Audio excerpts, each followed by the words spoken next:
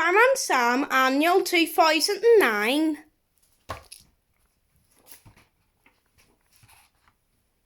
Mummy's Little Pumpkin. It was Halloween, and Dillis's shop window was full of paper ghosts, witches, hats, and plastic bats. She was building a display of cans on the counter when Norman came downstairs and "Woo!" he wailed, creeping up behind her. "Now, it's just because it's Halloween, it doesn't mean you have to go scaring everyone, Norman," said Dillis. It does if you're the scariest vampire in Pontypandy," said Norman. Norman opened the door. "I'm off now," he said. Count Norman leaves in search of the biggest pumpkin in the world. Norman slammed the door behind him, and poor Dillis's display crashed to the floor. "It's going to be one of those days," moaned Dillis. In the fire station garden, Sarah and James were helping Fireman Sam pick some pumpkins when Norman arrived. "Looking for a pumpkin, Norman?" asked Sam, holding out a small one. "How about this one?" Norman shook his head and grabbed the biggest pumpkin. "This one's perfect," he said. "It's a monster, like me." Sam smiled. "I hope you're not going to scare everyone like you did last year," he said.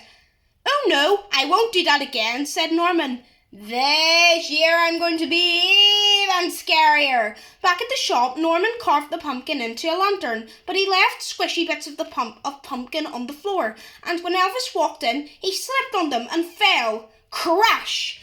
Down came Dillis's display of cans again. "Sorry, Elvis," said Dillis. "It's just one of those days." "Can I light my lantern now, ma'am?" asked Norman. "I'll do it for you," said Elvis. "You've got to be careful with candles. Always ask a grown-up to light them, and remember to blow them out before you go to bed." "Okay," said Norman. Later on, Dillis went upstairs. "Keep an eye on that candle," she told Norman as he put the lantern in the shop window. That night, Count Norman the vampire opened the door and looked outside. "Tremble with fear, Count Norman is here," he said, slamming the door and running off. In the shop, the pile of cans fell off the counter again, and the pumpkin lantern rolled onto the floor. The candle inside fell over, and the wax started the fire. James and Sarah were in Bella's cafe when they saw the fire.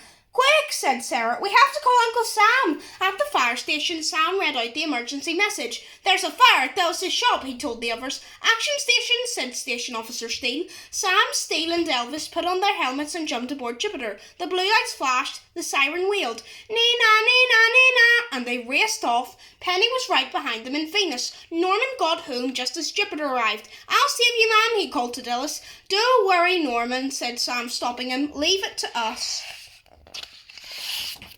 Elvis and Penny pointed a hose at the shop window, and Sam went up on the rescue platform. "Hold on, Dillis," he said. Sam lifted Dillis onto the rescue platform, and it was lowered safely to the ground. "Thanks, Sam, you're a hero," said Dillis. She gave Norman a big hug. And so are you, Norman. You tried to save me. You're Mummy's brave little pumpkin." Everyone went into Bella's cafe, and Sam showed Norman what was left of his pumpkin lantern.